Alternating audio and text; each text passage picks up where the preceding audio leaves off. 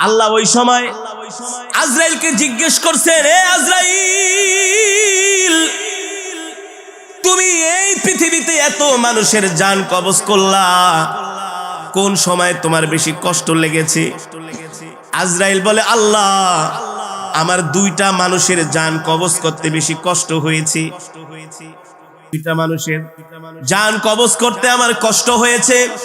হায়াতুল হায়াওয়ানের মধ্যে এসেছে, আল বিদায়া ওয়ান নিহায়ার মধ্যে এসেছে। আজরাইল বলে, আমার দুইটা মানুষের জান কবজ করতে সবচেয়ে বেশি কষ্ট হয়েছে। আল্লাহ তাআলা বলে, আজরাইল, কোন দুইটা মানুষ? বলে, আল্লাহ, সমুদ্রের মধ্যে একদিন একটা জাহাজ ডুবে গিয়েছিল। ওই জাহাজের মধ্যে একজন গর্ভবতী মহিলা ছিল, সে ছিল প্রেগন্যান্ট। যখন সমুদ্রের মধ্যে জাহাজটা ডুবে গেল, নদীর তরঙ্গমালা ঢেউগুলো জাহাজটাকে যখন একেবারে বাড়ি দিতে শুরু করলো, জাহাজটা ফেটে চূর্ণ বিচূর্ণ হয়ে গেল। মানুষগুলো বাঁচার জন্য আর্তনাদ করতেছে, তোমার কাছে সাহায্য চাচ্ছে। ওই অবস্থায় ওই সমুদ্রের মধ্যে জাহাজের তক্তার উপরে একটা মহিলা, গর্ভবতী মহিলা, ওই তক্তা ধরে কোন রকম বেঁচে ছিল। কিন্তু তার পেটে ছিল সন্তান। সন্তানটা প্রসব করবে এই অবস্থায় আপনি আমাকে হুকুম দিয়েছেন, যাও এই মহিলার জান কবজ করে নিয়ে আসো। ওই সময় আমার খুব মায়া লেগেছিল, এই অবস্থায় যদি আমি এই মহিলার জান কবজ করি, এই মহিলারই কি হবে আর বাচ্চাটারই কি হবে? তাও সমুদ্রের মধ্যে প্রচন্ড ঢেউ। যদি তীরে হতো অথবা কোনো লোকালয় হতো, আমার এত মায়া লাগতো না। আজরাইল বলে, ওই সময় আমার খুব মায়া লেগেছে যে এই মহিলার সন্তানের কি অবস্থা হবে আর মহিলার কি অবস্থা হবে। আজরাইল বলে, আল্লাহ, আমার হাতে তো কোনো ক্ষমতা নাই, সর্বময় ক্ষমতার মালিক কি? আরো জোরে বলেন, কে? ইন্নামা আমরুহু ইযা আরাদা শাইআন আইয়াকুলা লাহু কুন ফায়াকুন। আল্লাহ বলে, আমি আল্লাহ এমন আল্লাহ, আমি আল্লাহ যা ইচ্ছা তাই করি। আমার আল্লাহর যখন যা মন চায় আমি তাই করি। আমি যদি কোনো কিছু করতে চাই, আমি আল্লাহ কারো কাছ থেকে পারমিশন নিতে হয় না, নিতে হয় একমাত্র শুধু আল্লাহর নবীর জান কবজের সময় আজরাইল নবীজির কাছে অনুমতি চেয়েছে। আপনার আমার নবী, বিশ্ব নবী, তার কাছে এসে আজরাইল বলে, ওগো আল্লাহর নবী, আল্লাহ তাআলা আমাকে পাঠিয়েছেন আপনার জান কবজ করার জন্য। কি পাঠিয়েছেন? কিন্তু আল্লাহ আমাকে নির্দেশ দিয়েছেন, আগে আপনার থেকে অনুমতি নিতে হবে। যদি অনুমতি দেন জান কবজ করব, আর যদি অনুমতি না দেন খালি হাতে ফিরে যাব। আল্লাহু আকবার। এই মর্যাদাটা শুধু আপনার আমার নবীর ক্ষেত্রে, আর কারো বেলায় নয়। আজরাইল কাউকে গনে না, কারো কাছে আজরাইলের কোনো টাইম নাই। শুধু একমাত্র নবীর কাছে এসে বলেছেন, ওগো আল্লাহর নবী, আল্লাহ আমাকে পাঠিয়েছেন, আল্লাহ আপনার সাথে সাক্ষাৎ করতে চান। আল্লাহু আকবার। কে সাক্ষাৎ করতে চান? আল্লাহ আপনার সাথে সাক্ষাৎ করতে চান। আল্লাহ আমাকে আপনার কাছে পাঠিয়েছেন, যদি অনুমতি দেন জানটা কবজ করব, অনুমতি না দিলে খালি হাতে ফিরে যাব। আল্লাহর নির্দেশ। সুবহানাল্লাহ। হাবিবে কিবরিয়া রাহমাতুল লিল আলামিন বললেন, হে আজরাইল, অনুমতি দিব, তবে আমার আল্লাহর সাথে এখনো একটা কথা বলা বাকি রয়ে গেছে। আর জোরে বলেন সুবহানাল্লাহ। কয়টা কথা? আরো জোরে বলেন, কয়টা কথা? আমরা তো সাধারণত দেখি, যখন কোনো মানুষ মারা যায়, ইন্তেকালের আগে সন্তানকে ডাকে, বলে আমার যতগুলো সন্তান আছে সবাইকে নিয়ে আসো। বড় সন্তানকে সবচেয়ে কাছে ডাকে, ছোট সন্তানকে ডাইকা বলে, তোর মায়ের খবর রাখিস, বোনগুলোর খবর রাখিস, ওই যে সম্পদগুলো রেখে গেলাম এগুলো তোরা ভাগ বাটোয়ারা করে নিয়ে আনিস, ঝগড়া ঠগড়া করিস না। বলে কি বলে না? মেয়েদেরকে বিবাহ দিয়েছি, ছোট মেয়েটাকে মাঝে মাঝে দাওয়াত দিয়ে না খাওয়াইস, খোঁজ খবর রাখিস, ঠিক কিনা বলেন? আপনার আমার নবী কলিজার টুকরা বিশ্ব নবী রাহমাতুল লিল আলামিন আজরাইলকে বলে, আজরাইল, ও আজরাইল, আইনা আখি জিবরাইল, আমার ভাই জিবরাইল কোথায়? আল্লাহু আকবার। আজরাইল বলে হুয়া ফিস সামাইল উলা, জিব্রাইল প্রথম আসমানে। পয়গম্বর বলে আমার আল্লাহর সাথে এখনো একটা কথা বলা বাকি রয়ে গেছে, এই কথাটা যতক্ষণ পর্যন্ত আমি না বলবো, এই কথার ফায়সালা যতক্ষণ পর্যন্ত না হবে, আমি নবী আমার জান কবজ করার অনুমতি দিব না। আরো জোরে বলেন সুবহানাল্লাহ। কত পাওয়ারফুল নবী, কত পাওয়ারফুল নবী, আল্লাহু আকবার। এত পাওয়ার, এত প্রায়োরিটি, এত ক্ষমতা আল্লাহ কোন পয়গম্বরকে, কোন প্রেসিডেন্ট, কোন বাদশা, আমেরিকার প্রেসিডেন্ট আইসা বলবো বাইডেন তাড়াতাড়ি রেডি হন, জেট বিমান থেকে বের হন, আপনার রাজ সিংহাসন থেকে বের হন। আরে আজরাইল আইসা বুকের ভিতরে ধরবো, বলে সময় শেষ, বহুত খাইছস, বহুত নাফরমানি করছস, এবার কড়াই গন্ডায় হিসাব দিতে হবে। ঠিক কিনা বলেন? আমার নবী দু জাহান, সরকারি দু আলম, ইমামুল আম্বিয়া, সাইয়্যিদুল মুরসালিন, খাতামুন নবিয়্যিন, আল্লাহু আকবার।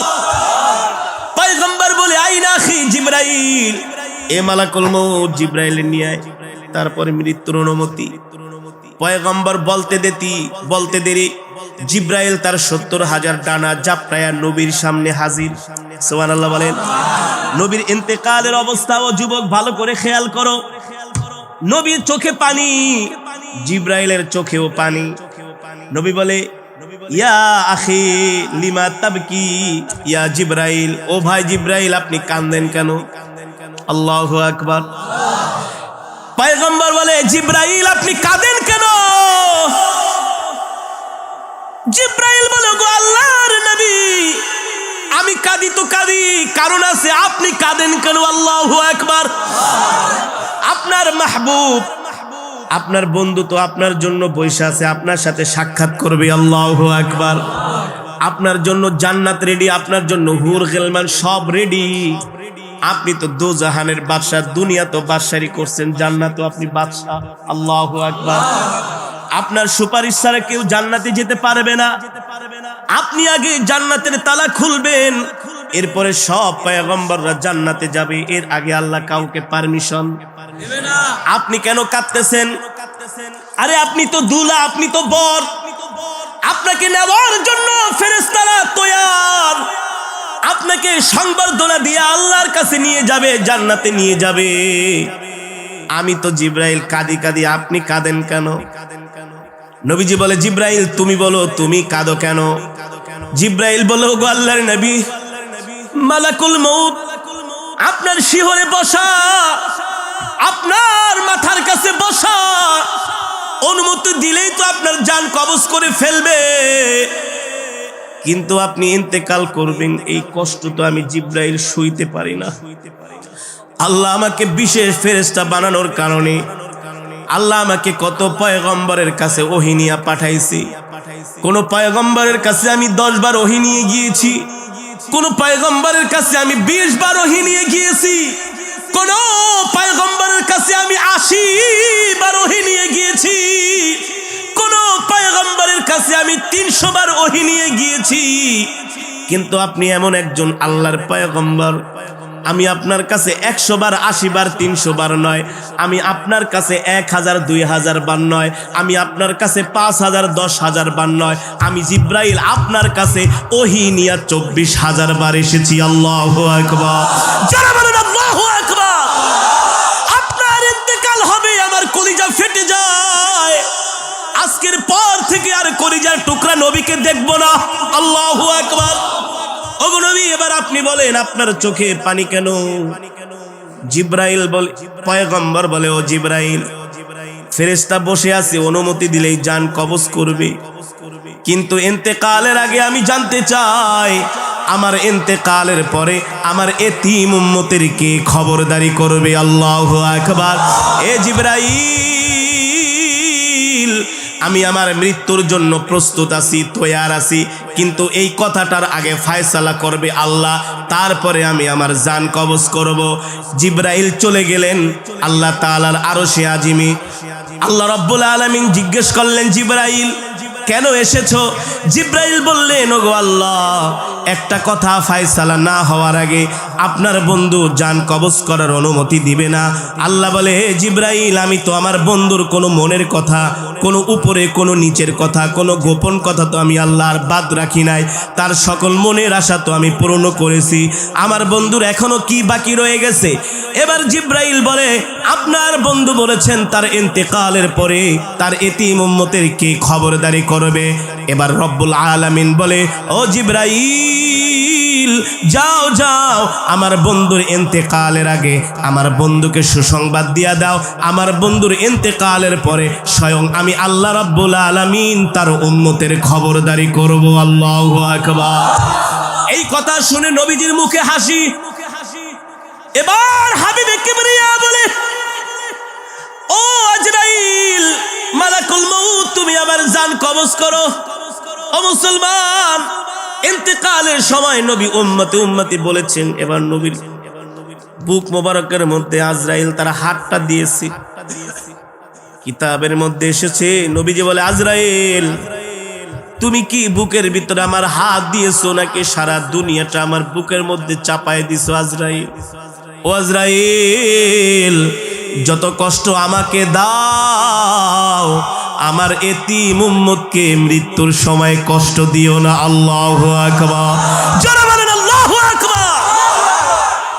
পয়গম্বর বলে, আজরাইল, ওয়াদা করো আমার উম্মতকে কষ্ট দিবা না। যত কষ্ট আমি নবীকে দাও, আমার এতিম উম্মতকে কষ্ট দিও না। যে উম্মতরা আমাকে না দেখা আমার নামে দুরূদ পড়েছে, আল্লাহু আকবার, যে উম্মত কোনদিন আমাকে দেখে নাই, আমার নাম শুনে আমার ইজ্জত রক্ষা করার জন্য ময়দানে নেমেছে, যে উম্মত কোনদিন আমাকে দেখে নাই, আমাকে যদি কেউ গালি দিয়েছে আমার উম্মত সহ্য করে নাই, তার জীবন দেওয়ার জন্য, আমাকে খুশি করার জন্য রাজপথে নেমে আমার মহব্বতে শাহাদাত বরণ করেছে। ঠিক কিনা বলি? এ জিব্রাইল, যত কষ্ট আমাকে দাও, আমার উম্মতকে কষ্ট দিও না। ও বাবা, মৃত্যুর যন্ত্রণা এত ভয়ঙ্কর যন্ত্রণা।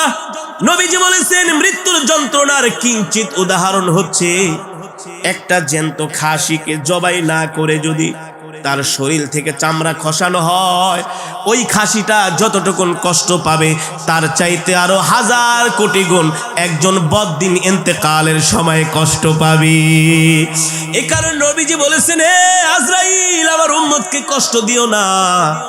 এবার আজরাইল বলে, ওগো নবী, আপনাকে মৃত্যুর সময় সুসংবাদ দিচ্ছি। দুনিয়ার জমিনে সত্যিকার অর্থে আপনাকে আপনার যেই উম্মতেরা মহব্বত করবে, ভালোবাসবে, তাদেরকে আমি এইভাবে জান্নাতে তাদের জান আমি এইভাবে কবজ করব, মনে হয় ছোট শিশু তার মায়ের দুধ খাচ্ছে। আল্লাহু আকবার। জান্নাতের সুঘ্রাণ তার নাকের ভিতরে চলে যাবে, কোন সময় তার রূহটা বের হয়ে যাবে সে কোনো সময় টেরও পাবে না। আল্লাহু আকবার। ও মুসলমান, এই দুনিয়া থাকার জায়গা নয়, এই দুনিয়া ছেড়ে আমাদেরকে চলে যেতে হবে। কোন সময় মৃত্যুর ডাক চলে আসে আমরা কেউ জানি না। জানি না, কে বলেন? আমরা কেউ জানি না। সদা সর্বদা মৃত্যুর জন্য আমাদেরকে প্রস্তুতি নিতে হবে, সদা সর্বদা মৃত্যুর জন্য আমাদেরকে তৈয়ার হতে হবে। অথচ আমরা দুনিয়া নিয়ে আসি, অথচ আমরা বাড়ি গাড়ি নিয়ে আসি, অথচ আমরা টাকা পয়সা নিয়ে আসি, আমরা আমাদের দল নিয়ে আসি, আমরা আমাদের ক্ষমতা নিয়ে আসি। খোদার কসম করে বলি, তুমি দুনিয়াকে নিয়ে যতই চিন্তা ভাবনা করো না কেন, যতই প্ল্যান প্রোগ্রাম করো না কেন, আল্লাহ তাআলার পক্ষ থেকে যখন নির্দেশ আসবে, তোমাকে 4 হাত পা নিয়ে কবরে চলে যেতে হবে। ঠিক কিনা বলি? এই কারণে আল্লাহ বলছেন, ইয়া আইয়ুহাল ইনসান, ইয়া আইয়ুহাল ইনসানু মা গররাকা বিরাব্বিকাল কারীম। আল্লাহ বলছে, দুনিয়ার মানুষ, পৃথিবীর এমন কোন শক্তি আছে যারা তোদেরকে আমার আল্লাহর কাছ থেকে দূরে সরায় রাখে? আল্লাহ বলেন, আল্লাযী খলাকাকা ফাসাওয়াকা ফাআদালাক ফি আইয়ি সূরাতিন মা শাআ রাক্কাবাক। এ মানুষ, তোর কোনো অস্তিত্ব ছিল না, তুই ছিলি অস্তিত্বহীন। আমি আল্লাহ এক ফোঁটা নাপাক পানি থেকে তোকে সৃষ্টি করেছে। ঠিক কিনা বলেন? অন্য আয়াতে আল্লাহ বলছেন, কাইফা তাকফুরুনা বিল্লাহ, কিভাবে তুই আল্লাহর সাথে কুফরি করস, আর কিভাবে তুই মুসলমান হইয়া ইসলামের বিরুদ্ধে কথা বলস। ঠিক কিনা বলেন?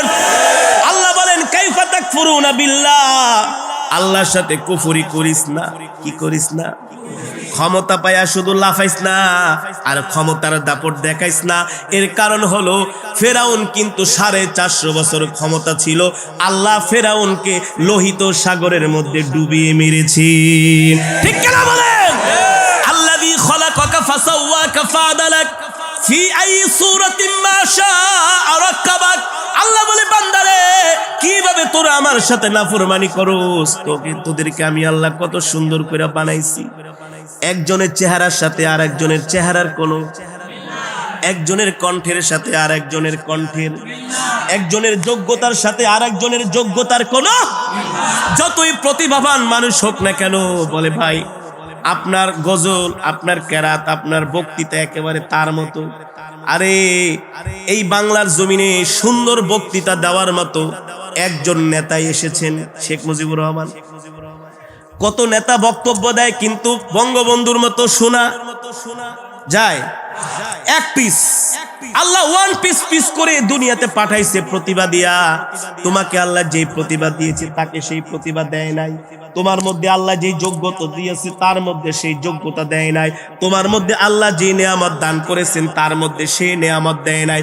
আল্লাহ বলে আমি আল্লাহ এমন আল্লাহ, ফি আইয়ি সূরাতিন মা শাআ রাক্কাবাক, আমি আল্লাহ তোমাদেরকে যেমন চেয়েছি তেমন সুন্দর করে আমি আল্লাহ তোমাদেরকে বানাইছি। আল্লাহু আকবার, জোরে বলেন আল্লাহু আকবার। আল্লাহ বলে দুনিয়াতে পাঠাইলাম আর আয়েশা আমার নাফরমানি, দুনিয়াতে পাঠাইলাম আর আয়েশা আমার নাফরমানি। ইসলামের বিরুদ্ধে কথা বলো, কোরআনের বিরুদ্ধে কথা বলো, আছে কি আছে না? জোরে বলেন আছে কি আছে না? আল্লাহ বলে মসজিদের মিনার থেকে আমি তোমাদেরকে ডাকি, হাইয়া আলাস সালাহ, নামাজের দিকে আসো, হাইয়া আলাল ফালাহ, কল্যাণের দিকে আসো। আর তোমরা ঘাড় বেঁকা কইরা চায়ের দোকানে বৈশা বৈশা বাংলা সিনেমা দেখো।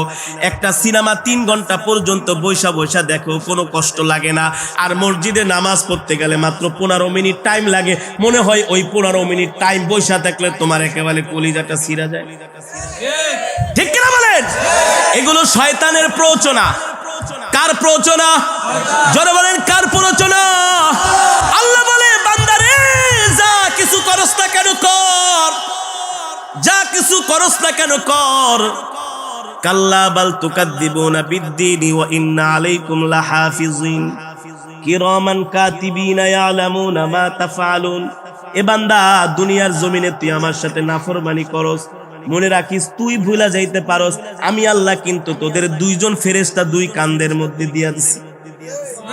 তারা শুধু ভিডিও করে রাখবে। কি করে রাখবে? জোরে বলেন কি করে রাখবে? আল্লাহ বলে হাসরের মাঠে আমি যখন বিচারের মাঠ কায়েম করব, তোরা যখন আমার বিচারের কাঠ গড়ায় দাঁড়াবি, আমি আল্লাহ বলবো এই কাজ, এই অন্যায় তুই গভীর রজনীতে করেছিলি। তুই বলবি আল্লাহ আমি জিনা করি নাই, আমি মানুষকে গভীর রাত্রে গুলি কইরা মারি নাই, আমি কারো সম্পদ লুণ্ঠন করি নাই, আমি কোনো আলেমের গায়ে হাত দেই নাই। গতকালকের আগের দিন একজন সন্ত্রাসী একজন ইমামের 2 হাত কেটে ফেলেছে, জানেন না? ইমাম সাহেব বরিশালের বাবুগঞ্জে কত বড় জানোয়ার, কত বড় অপদার্থ, কত বড় কুলাঙ্গার। ঠিক আছে, ইমাম সাহেব সে কি ফেরেশতা? মানুষ না? তার ভিতরে দোষ গুণ নাই? এ কারণেই তো শাহ আতাউল্লাহ বুখারী রহমাতুল্লাহি আলাইহি তার কাছে এলাকার কিছু মানুষ গিয়েছে, বলে হযরত আমাদেরকে একজন ইমাম দেন। কি দেন? ইমাম দেন। সমাজে এমন কিছু কুলাঙ্গার আছে, বেয়াদব আছে, এই কুলাঙ্গাররা মাঝে মাঝে মসজিদের ইমাম আলেমদের সাথে বেয়াদবি করে।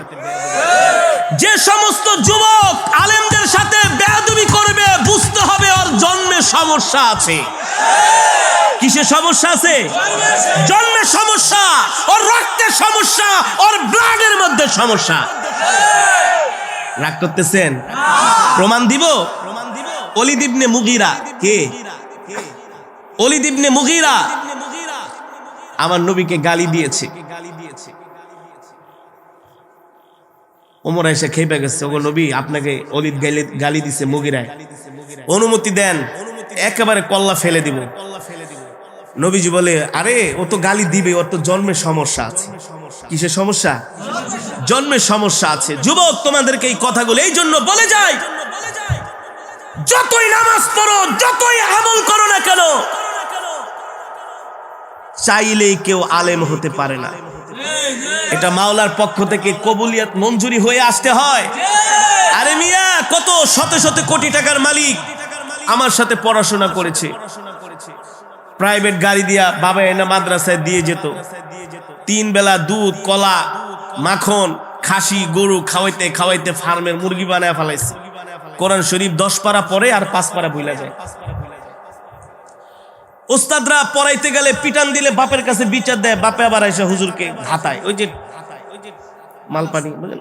হুজুর আপনি আমার ছেলেরে, একদিন এক উস্তাদকে এমন করে ধমকাইতেছে, আপনি আমার ছেলের গায়ে হাত দিয়েছেন, জানেন আমি কে, আমার কত ক্ষমতা? হুজুর বলে আপনার ঘোড়ার ডিমের ক্ষমতা, যান আপনি। হুজুরের চোখে পানি। ওই ছেলে আর আলেম হইতে পারে নাই। এত সোজা না। কোরআন এটা আল্লাহ তাআলার কালাম, এটা ওহির জ্ঞান, এটা চাইলে আল্লাহ সবাইকে দেয় না। এটা পেতে হলে কষ্ট করতে হয়, সাধনা করতে হয়, চোখের পানি ফেলতে হয়। এত সোজা না মিয়া। ওইসব ডাক্তার, ফাক্তার, ইঞ্জিনিয়ার এগুলো আমাদের জন্য হওয়া কোনো ব্যাপারই না। মাত্র 13 মাসে হাফেজ হয়েছি। কত মাসে? 13 মাসে আল্লাহ হাফেজ বানাইছি, আলহামদুলিল্লাহ। 1000-এর উপরে মোবাইল নাম্বার মুখস্থ, 200, 250, 300-এর উপরে প্রোগ্রাম মুখস্থ।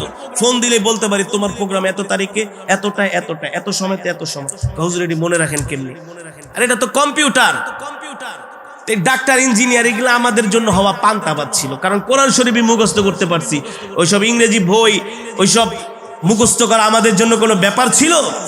কোনো ব্যাপার না। যেটা বলতেছিলাম, আলেম হওয়া এত সোজা না। হুজুরকে এসে ধমকায়, আপনি আমার ছেলের গায়ে হাত দিলেন কেন? উস্তাদের চোখে পানি।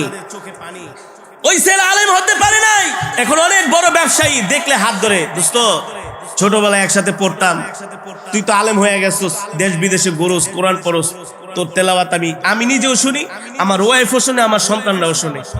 আমি আলেম হইতে পারলাম না। আমি বলছি আলেম হইতে পারতি, তোর বাপে যদি হুজুরের সাথে বেয়াদবি না করত। কি বেয়াদবি না করতো?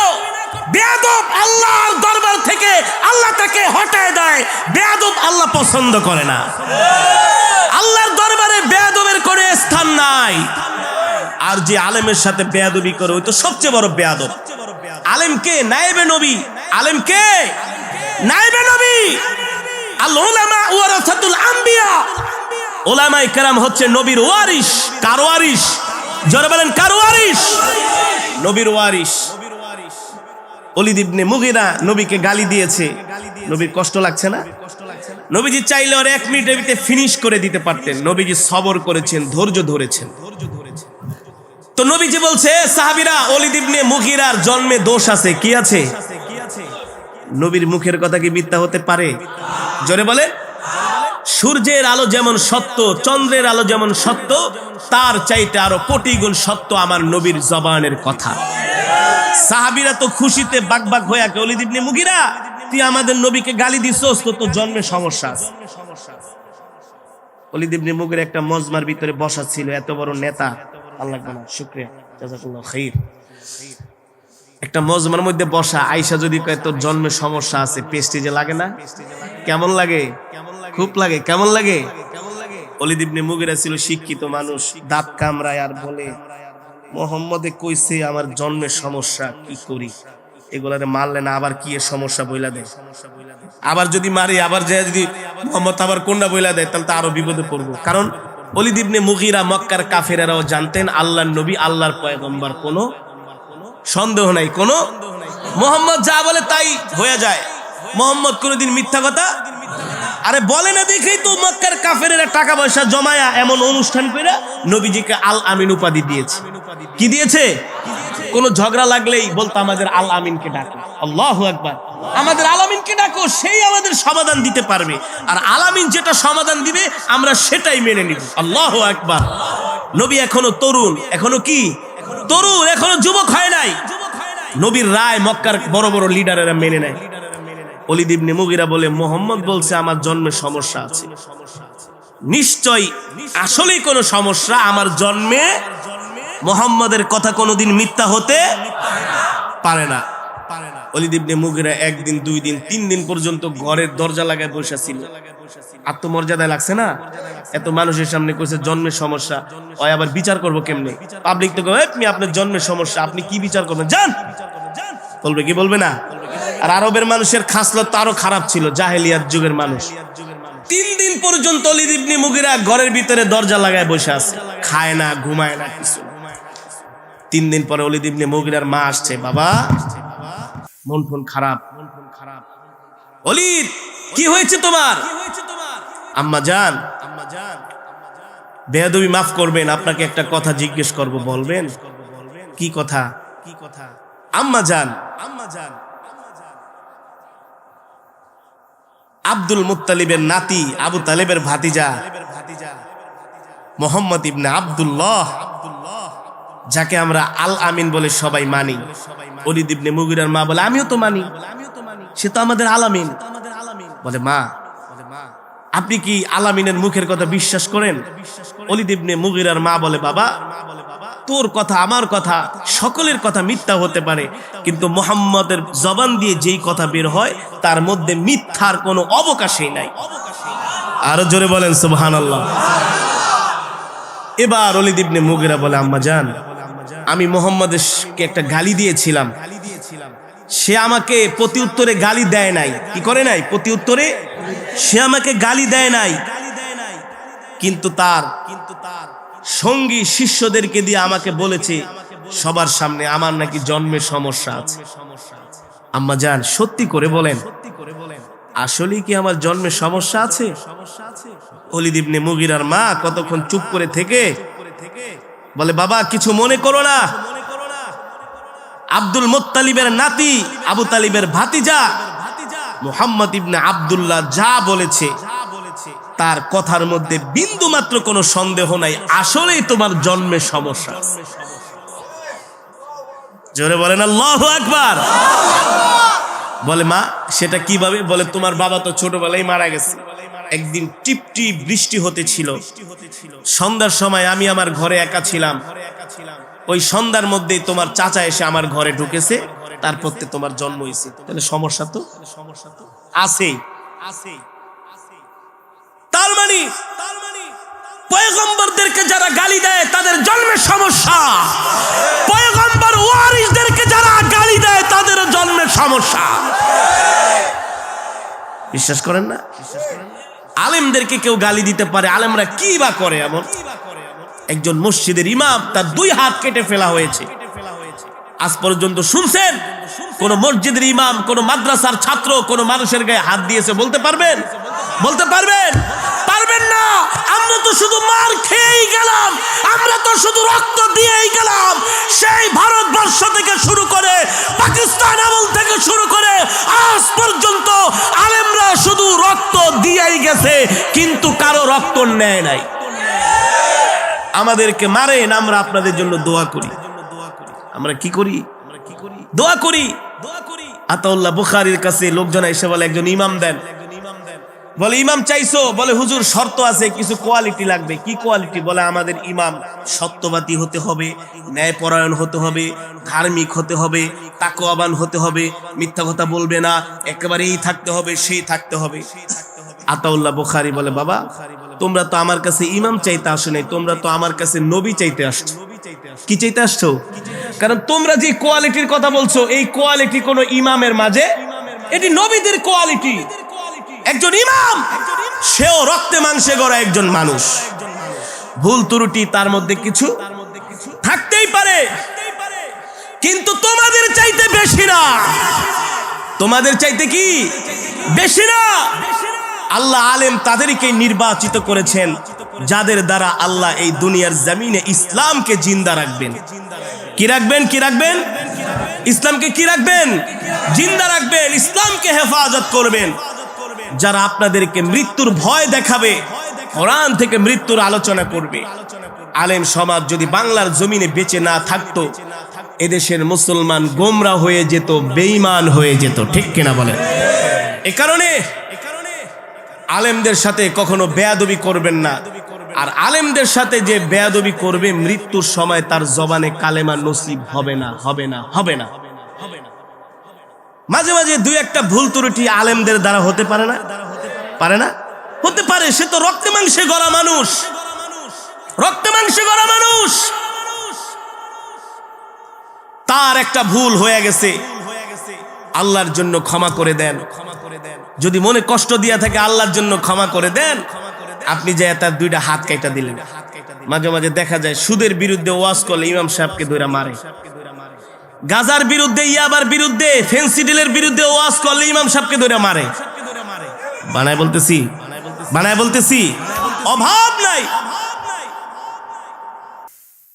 বাবা, সবচেয়ে বড় কথা হলো মৃত্যুকে ভয় করতে হবে। কিসে? জোরে বলেন। মৃত্যু আসবে কি আসবে না?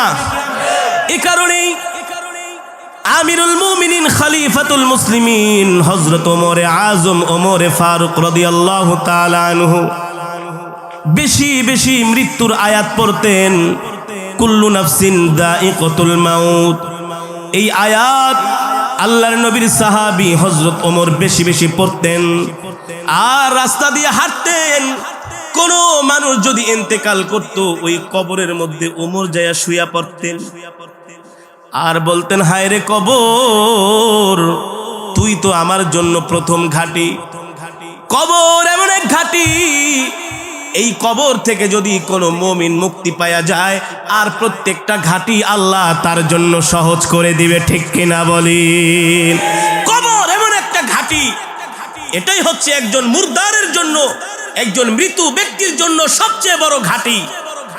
যদি আমল নামা ভালো হয়, কবরের মধ্যে তার জন্য জান্নাতের পর বিছিয়ে দেওয়া হবে, জান্নাতকে প্রশস্ত করে দেওয়া হবে। আর আমল যদি খারাপ হয়, কবর বলে আমি কাউকে চিনি না, এমন চাপা দিব শরীরের হাড্ডি গুড্ডিগুলো একেবারে একাকার করে ফেলবো। ঠিক কিনা বলেন? এ কারণেই তো হযরত ফাতেমা যখন ইন্তেকাল করলেন, কবরের সামনে দাঁড়ায় বলা হলো, এ কবর, তোমার মধ্যে কাকে রাখবো জানো? তোমার মধ্যে রাখবো হাসান হুসাইনের মা, তোমার মধ্যে রাখবো আল্লাহর নবীর কন্যা, তোমার মধ্যে রাখবো বেহেশতের সরদারিনী। কবর বলে আমি এত কিছু চিনি না। আমল যদি ভালো হয় ওয়েলকাম, আমল খারাপ হলে এমন চাপা দিব হাড্ডি গুড্ডি মাটির সাথে মিশিয়ে দিব। এ কারণে আপনাদের হাতে ধরি, পায়ে পড়ে অহংকার দেখাবেন না, সম্পদের বড়াই দেখাবেন না, ক্ষমতার দাপট দেখায়েন না। এই দুনিয়াতে আজকে আছি, কালকে নাই। এক মুসলমান আর এক মুসলমানকে দিল থেকে ভালোবাসবো। সমাজ থেকে মারামারি, কাটাকাটি, হানাহানি, হিংসা, বিদ্বেষ যাতে দূর হয়ে যায়, সব কিছু দূর করে আমরা এক মুসলমান আর এক মুসলমানকে কলিজা দিয়া ভালোবাসবো। মৃত্যুর জন্য আমরা তৈয়ার হব। কিসের জন্য? আজকে আপনি সম্পদের দাপট দেখান, সম্পদ আছে, ক্ষমতা আছে। যারা বেশি ক্ষমতা, টাকা পয়সার বাহাদুরি দেখায়, তাদেরকে মূলত মানুষ মন থেকে ভালোবাসে না। ভালোবাসে? রাস্তা দিয়ে হাইটে গেলে বলে, তুই যদি মইরা যেতি পালং বাজারে তুই মিষ্টি আইনা নিজেও খাইতাম আর মানুষেও খাওয়াইতাম। বলে কি বলে না? আর যদি সুন্দর আখলাকের মানুষ হন, আপনার ইন্তেকালের পরে হাজার হাজার মানুষ আসবে আপনার জানাজায়।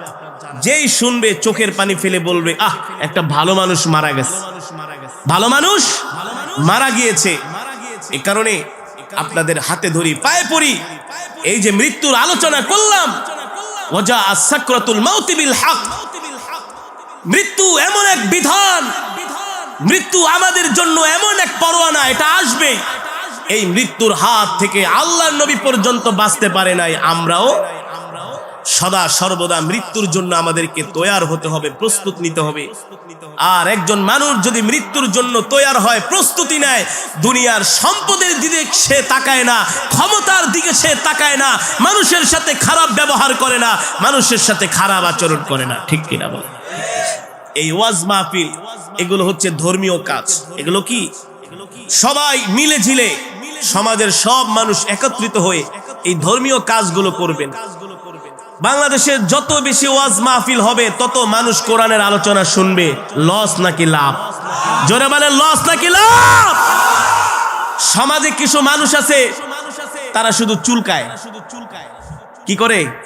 বলে এত ওয়াজ মাহফিল হয়ে লাভ কি? আরে বেটা, এত ওয়াজ মাহফিলের কারণেই তো আজকে যাত্রা ঠাত্রা বন্ধ হয়েছে। ওয়াজ মাহফিল না থাকলে তো এখন আমার দেশের যুব সমাজ যাত্রা দেখতে যাইতো, মঞ্চ নাটক করতো, ঠিক কিনা বলে?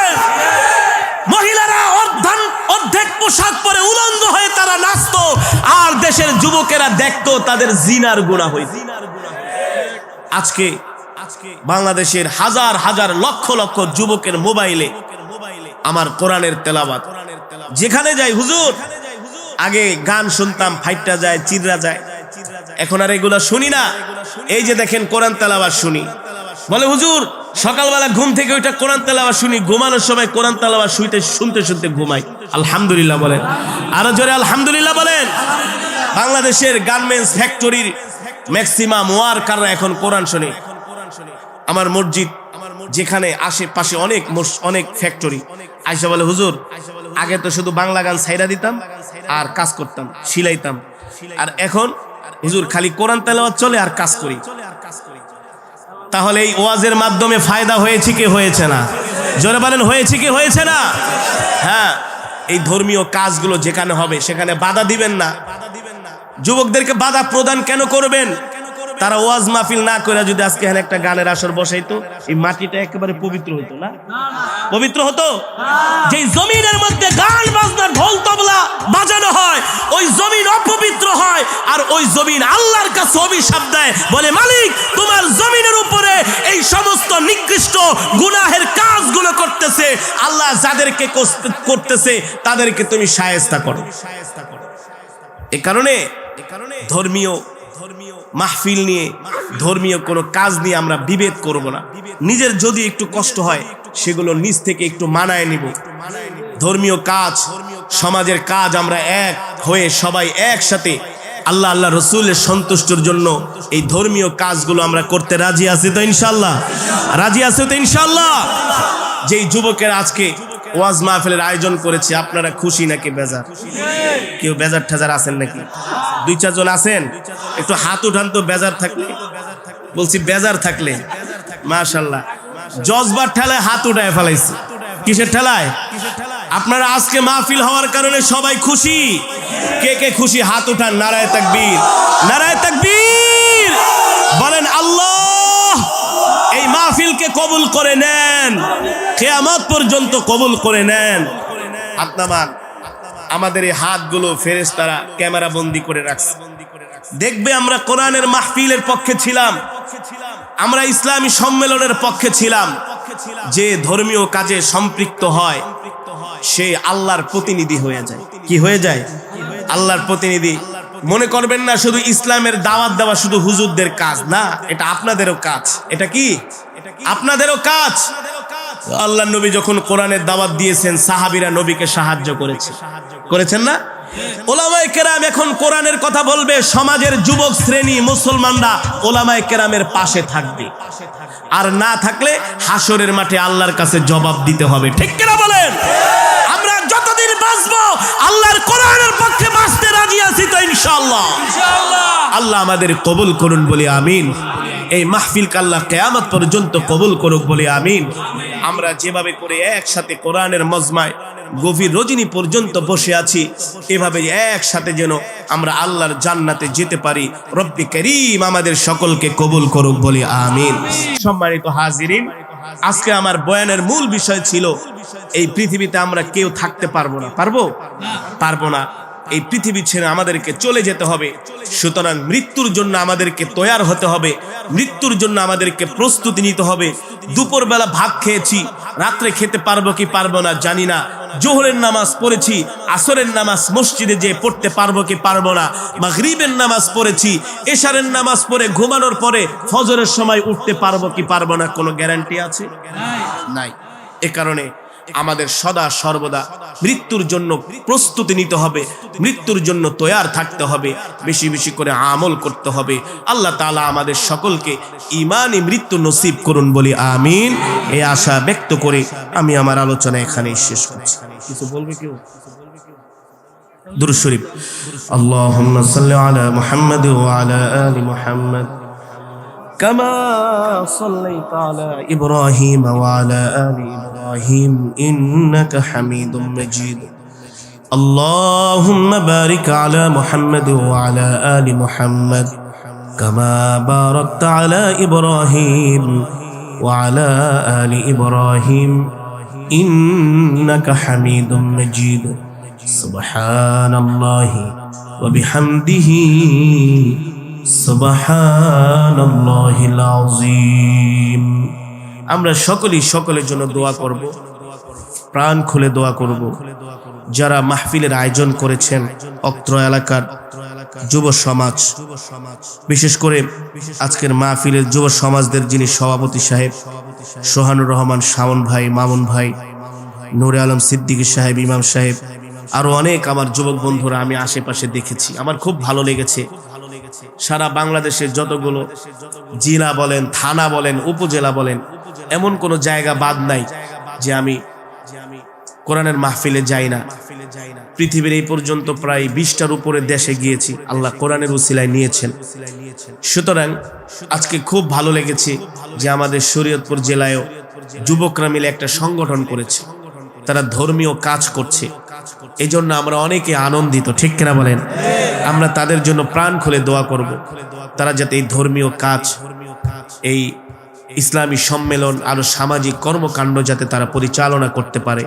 প্রত্যেকটা যুবককে আল্লাহ তাআলা আল্লাহওয়ালা বানায় দেন বলে আমিন। প্রত্যেকটা যুবক যেন আল্লাহ তাআলা হযরত ওমরের মতো, হযরত আলীর মতো তাদেরকে আল্লাহ ঈমানি শক্তি দান করুন বলে আমিন। যুবকরা যদি পরিবর্তন হয়ে যায়, বাংলাদেশেরও পরিবর্তন ঘটবে। যুব সমাজ যদি ইসলামের পথে চলে আসলে বাংলাদেশের প্রতিটা ঘরে ইসলাম ছড়িয়ে যাবে, ঠিক কিনা বলেন? এ কারণে যুবকরা যে কাজগুলো করেছে তাদেরকে আমরা সম্মান জানাই, তাদের জন্য আমরা প্রাণ খুলে দোয়া করব। আপনারা তাদেরকে সহযোগিতা করবেন, বিরোধিতা করবেন না। তারা যদি কোনো ধর্মীয় কাজ করে তাদেরকে সহযোগিতা করবেন।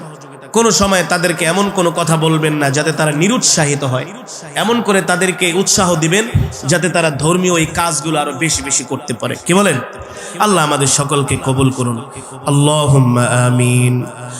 ربنا ظلمنا أنفسنا وإن لم تغفر لنا وترحمنا لنكونن من الخاسرين ربنا آتنا في الدنيا حسنة وفي الآخرة حسنة وقنا عذاب النار يا أول الأولين يا آخر الآخرين يا ذا القوة المتين يا راحم المساكين يا أرحم الراحمين يا أرحم الراحمين يا أرحم الراحمين يا علي يا عظيم يا حليم يا كريم مولاي كريم আমরা নাফরমান, আপনি রহমান। এ মালিক, গুনার বোঝা মাথায় নিয়ে ভিক্ষুকের মতো দুইখানা হাত উঠিয়েছি। আল্লাহ আল্লাহ, মেহেরবানি করে আপনি আমাদের তামাম জিন্দেগির গুনাহ খাতাগুলো মাফ করে দেন। এ মালিক, গুনাহ করতে করতে জীবনটাকে বরবাদ করে দিয়েছি। আল্লাহ, গুনাহ করেছি, স্বীকার করি, বিশ্বাস করি মালিক, কিন্তু আপনার রহমত থেকে নৈরাশ হই নাই গো আল্লাহ। আমাদের গুনার পাহাড়টা আপনার রহমতের দরিয়ার মধ্যে ডুবাইয়া দেন গো আল্লাহ। আয় আল্লাহ, আজকের মাহফিলকে কবুল করে নেন। আল্লাহ, আজকের মাহফিলকে মঞ্জুর করে নেন। আয় মালিক, এই মাহফিল করার জন্য যারা সহযোগিতা করেছেন সকলের সহযোগিতাকে কবুল করে নেন। আল্লাহ, সকলের মেহনতকে কবুল করে নেন। আমার যুবক বন্ধুরা আজকের এই মাহফিলের আয়োজন করেছে, আমার প্রত্যেকটা যুবক ভাইদেরকে আল্লাহ দ্বীনের জন্য, ইসলামের জন্য কবুল করে নেন। আয় আল্লাহ, সভাপতি, সেক্রেটারি সাহেব থেকে শুরু করে যত যুবকেরা এই সংগঠনে আছে, আল্লাহ প্রত্যেকটা যুবককে নামাজি, দ্বীনদার, ইমানদার বানায়া দেন। আয় আল্লাহ, অত্র এলাকার গোরস্থানে যত মুর্দিগান শুয়ে আছে, আল্লাহ ও মালিক, সকল মুর্দিগানের কবরে আযাব মাফ করে দেন। আল্লাহ, সকলের কবরকে জান্নাতের বাগান বানায়া দেন। এই মাহফিলকে উসিলা করে এলাকার প্রতিটা ঘরের মধ্যে রহমতের নূর, বরকতের নূর পয়দা করে দেন। আমাদের সাথে অনেক মা বোনেরা হাত উঠেছে, আল্লাহ মা বোনদেরকে মাফ করে দেন, মা বোনদেরকে মাফ করে দেন। আল্লাহ মেহেরবানি করে আপনার পেয়ারা বান্দারা গভীর রজনী পর্যন্ত বসে বসে কোরআনের তেলাওয়াত শুনেছে, কোরআনের বয়ান শুনেছি। আল্লাহ আমার মতো নাফরমান তাদেরকে কি দিয়া বিদায় করব মালিক? প্রতিটা শ্রোতাদের জীবনের সব গুনাহগুলো মাফ করে দেন।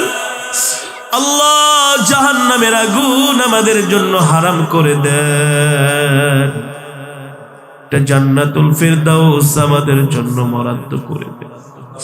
জনম দুঃখিনী মা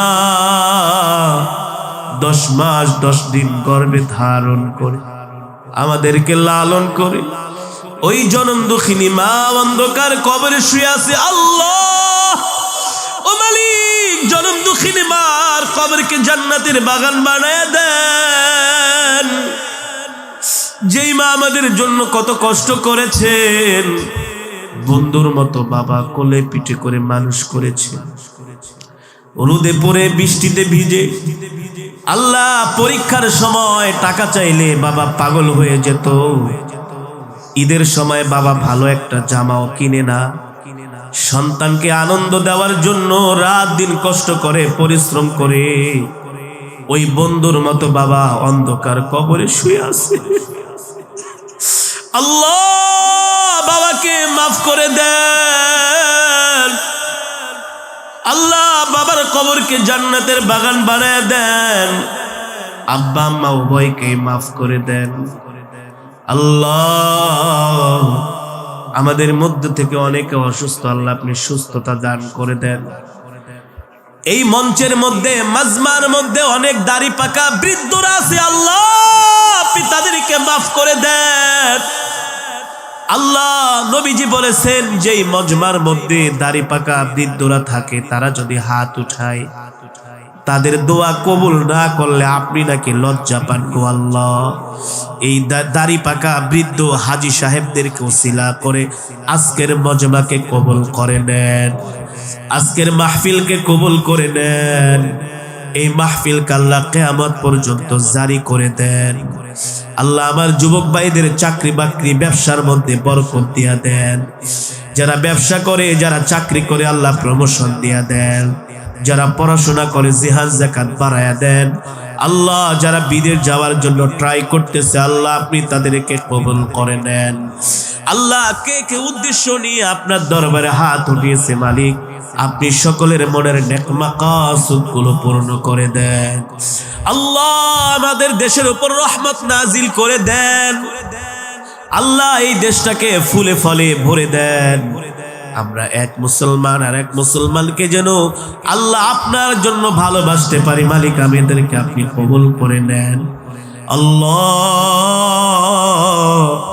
এই পৃথিবী ছেড়ে আমাদেরকে চলে যেতে হবে। টাকা পয়সা বাড়ি গাড়ি কিছুই যাবে না, সাদা একখান কাপড় নিয়া হয়ে যাব রওয়ানা। আল্লাহ ওই মৃত্যু আসার আগে আমাদেরকে আপনার পেয়ারা বান্দা হিসাবে কবুল করে নেন। আপনার কাছে দরখাস্ত মালিক, নাফরমানির মৃত্যু দিয়েন না, ইমানদারের মৃত্যু দিয়েন। জাহান্নামী বানায়া কবরে ডাক দিয়েন না, জান্নাতি বানায়া কবরে ডাক দিয়েন গো আল্লাহ। আমরা আল্লাহকে ডাক দেই ইয়া আল্লাহ, আরো জোরে বলি ইয়া আল্লাহ, আরো জোরে বলি ইয়া আল্লাহ। ও মালিক এই গভীর রজনীতে আমরা আপনাকে ডাক দিয়েছি, আমাদেরকে আপনি খালি হাতে ফিরাইয়া দিয়েন না। জাহান্নামের আগুন হারাম করে একটা জান্নাতুল ফিরদাউস আমাদের জন্য বরাদ্দ করে দেন। রব্বির হামহুমা কামা রব্বায়ানি সগীরা, রব্বির হামহুমা কামা রাব্বায়ানি সগীরা। মাওলা রে, জানি না কোন দিন মৃত্যুর পরোয়ানা জারি হয়ে যায়। আজরাইল আমাদের সামনে এসে হাজির হয় সেই কঠিন মুসিবতের সময়, কঠিন বিপদের সময়। আমাদের জবানে জারি করে দেন কালেমায়ে তাইয়্যিবা লা ইলাহা ইল্লাল্লাহু মুহাম্মাদুর রাসূলুল্লাহ।